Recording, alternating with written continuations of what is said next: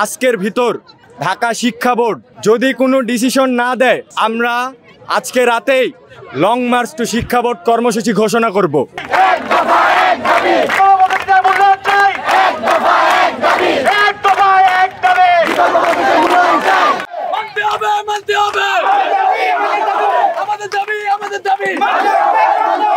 আমরা আমাদের দাবিগুলো যে সমন্বয়ক এবং শিক্ষা বোর্ড সবাইকে জানিয়েছি।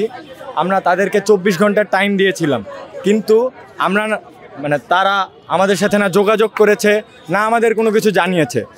তো আমি বলতে চাই, আজকের ভিতর ঢাকা শিক্ষা বোর্ড যদি কোনো ডিসিশন না দেয়, আমরা আজকে রাতেই লং মার্চ টু শিক্ষা বোর্ড কর্মসূচি ঘোষণা করব। এই কর্মসূচিতে আমার অনুরোধ করব, আজকে রাতে আমি বলতে চাই, আমাদের আশেপাশে ঢাকার মধ্যে যে সকল কলেজ রয়েছে সেই সকল কলেজের শিক্ষার্থীদের long march to Dhaka board কর্মসূচিতে অংশগ্রহণ করার জন্য, এবং যতক্ষণ পর্যন্ত শিক্ষা বোর্ড আমাদের দাবি না মেনে নিবে ততক্ষণ পর্যন্ত আমরা আমাদের আন্দোলন চালিয়ে যাব। 6 মাসের পরীক্ষা, এটা মস্করা ছাড়া আর কিছু না। কোনো ব্যাচ কখনো 6 মাস পরীক্ষা দেয়নি এবং দিবেও না।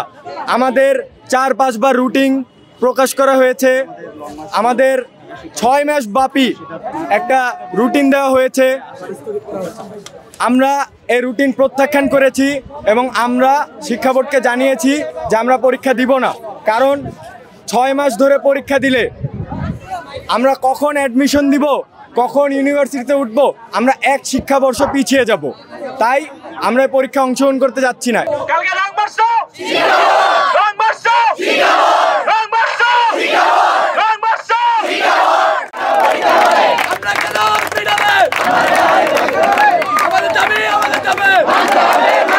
আমাদের দাবিটা হচ্ছে, আমরা 2024 এইচএসসি ব্যাচ, আমাদের দাবিটা হচ্ছে আমাদের যে 7টা সাবজেক্ট এক্সাম হয়েছে সেই সাবজেক্টের নাম্বার সহ যে বাকিগুলো এক্সাম হয়নি সেগুলো এসএসসি থেকে আমাদের মূল্যায়ন করে রেজাল্টটা দিয়ে দিক আমাদের কাছে, কারণ 6 মাস ব্যাপী কোনো পাবলিক পরীক্ষাই হয় না। আমাদের রেজাল্ট এখন রুটিন দিয়েছে সেপ্টেম্বর থেকে শুরু হবে, অক্টোবরের শেষ হবে রুটিন, এক্সাম শেষ হবে, আর রেজাল্ট দিবে হচ্ছে ডিসেম্বরে। তাহলে আমরা অ্যাডমিশনের জন্য প্রিপারেশন কবে নেব? আর যারা দেশের বাইরে চলে যাবে, যারা অন্যান্য বাহিনীতে যোগ দেবে, তারা কিভাবে কি করবে?